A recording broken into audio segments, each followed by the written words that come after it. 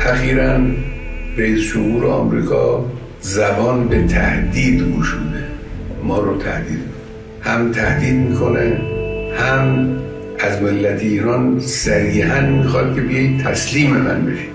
اولا تهدید رو به کسی بکنن که از تهدید اونها میترسه. ملت ایران نشان داده که در مقابل تهدید کنندگان دچار ترس نمیشه و لا تهینوا و لا تحزنوا و انتم الاعلون ان کنتم مؤمنین.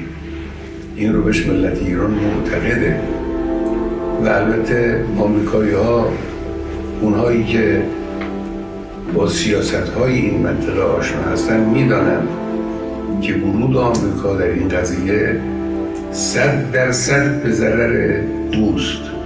اونچه که او در این زمینه ضربه خواهد خورد به مراتب بیشتر است از اونچه که ایران ممکنه صدمه بکنه.